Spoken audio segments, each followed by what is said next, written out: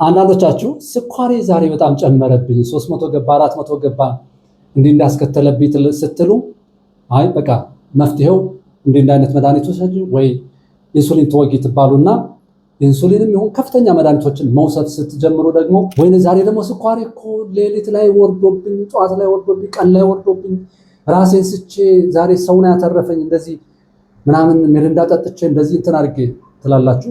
አዎ ሲወርድብሽ እንደዚህ ሲያደርግሽ ሚሪንዳ ነው መጠጣት ያለብሽ፣ ከረሜላ ነው መያዝ ያለብሽ፣ ስኳር ኪስሽ ይዘሽ መሄድ አለብሽ ምናምን ተብላችሁ ስኳር ምናምን ከረሜላ ይዛችሁ ምትዞሩ አላችሁ።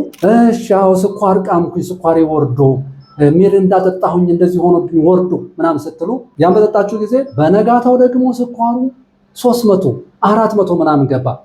ወይ ዛሬ ስኳሩ 400 500 ገባ 300 ገባ ስትሉ አይ የኢንሱሊንን ዶዝ ወይም የምትጩ መድኃኒት ዶዙን ጨምረሽ ውሰጂ ትባላላችሁ። አይ ጥሩ ጨምሬ ወሰድኩኝ ስትሉ ደግሞ መልሶ ደግሞ ዘጭ ብሎ ወይኔ ዛሬ ተዝለፍልፌ ሞቼ ነበረ ለጥቂት ነው የተረፍኩት ምናምን። ታዲያ ከረሜላ አትወጭም ነበር ሚሪንዳ አትጠጭም? ስለዚህ ይህን እያደረጋችሁ አያሌ ዓመታትን የምትኖሩ የምትሰቃዩ ሰዎች አላችሁ። በርካቶች ናቸው የምትሉት። እኛም ጋር ስትመጡ ይሄንኑ ትሉናላችሁ። የኔ የመውረድ ነው ሲፈልግ ይወጣል ሲፈልግ ይወርዳል እንዲያደርገኛል ለዚህ መላ አለው የተላላችሁና በትክክል መላ አለ። እኔ ከ7 ዓመት የዚህ አይነት ችግር ተገላግያለሁ፣ ከመድኃኒትም ጭምር ተገላግያለሁ። አያሌዎች ከ25 ዓመት ኢንሱሊን የተፋቱ ሰዎች አሉ። ስንት ዓመት ቆየ ስኳር? ኦልሞስት 25 ዓመት። አሁን ኢንሱሊን ይወስዳሉ?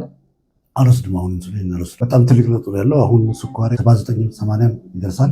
በምን ብትሉ እዚሁ ኢትዮጵያ ውስጥ አዲስ አበባ መገናኛ ሲቲ ሞል 5ኛ ፎቅ ላይ በሚገኘው በዞይ ሜዲኬሽን ሕክምና ይህም ከዚህ ሻይና አብሮ የሚሰጥ አጠቃቀም አለ።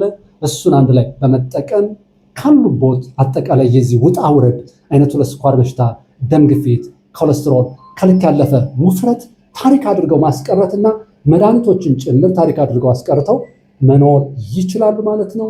ይህን ለመጠቀም ወደ ዞይ ይደውሉ ወይም ጎራ ይበሉ። ሐኪም መስፍን አመሰግናለሁ።